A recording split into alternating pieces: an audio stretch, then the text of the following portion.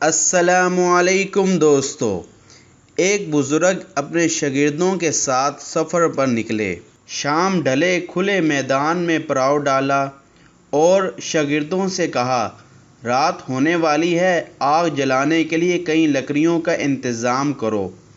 مرشد کا حکم پاتے ہی شاگرد لکڑیاں ڈھونڈنے نکل پڑے۔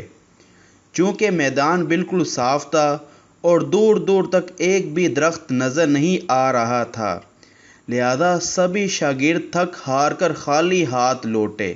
مرشد نے روداد سنی تو کہا، کوئی بات نہیں، ایک کام کرو، اس چٹیل میدان میں جو بھی چھوٹی سے چھوٹی چیز تمہیں مل جائے اسے چن کر میرے سامنے ڈال دو۔ چنانچہ سبھی شاگردوں نے ایسا ہی کیا۔ جو بھی چھوٹی سے چھوٹی چیز ان کو ملی مرشد کے سامنے لا کر ڈال دی۔ دیکھتے ہی دیکھتے چھوٹی چھوٹی چیزوں کا ایک ڈھیر لگ گیا۔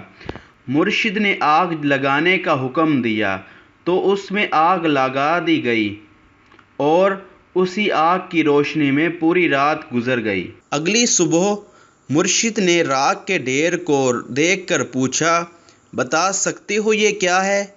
سب نے لا علمی کا اظہار کیا تو مرشد نے کہا، یہ راکھ کا ڈھیر ہم ہیں۔ جس طرح ان چھوٹی چھوٹی چیزوں سے رات بھر آگ کو جلائے رکھا، بالکل اسی طرح ہمارے چھوٹے چھوٹے گناہ ہمیں جہنم کی آگ جلائیں گے۔ کتنی عجیب بات ہے نا دوستو، ہم کبیرہ گناہ پر تو منہ پھلا لیتے ہیں لیکن چھوٹے چھوٹے گناہوں سے منہ پھیر لیتے ہیں۔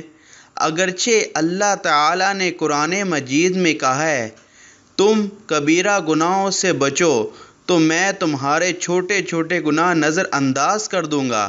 لیکن دوستو ایک بات ہمیشہ یاد رکھنا، چھوٹے چھوٹے گناہوں سے انسان کا ضمیر گناہوں کا عادی بن جاتا ہے اور گناہوں کی یہی عادت انسان کو کبیرہ گناہ کرنے کے لیے اکساتی ہے۔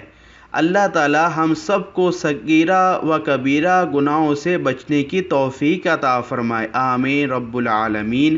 دوستو ہم امید کرتے ہیں کہ ہماری یہ ویڈیو آپ کو پسند آئی ہوگی، لہذا اس کو اپنے دوستوں سے شیئر کیجیے اور ہمارے چینل البرہان کو سبسکرائب کیجیے تاکہ آپ کو اس طرح کے دلچسپ اور سبق آموز واقعات موصول ہوتے رہیں۔ اللہ حافظ۔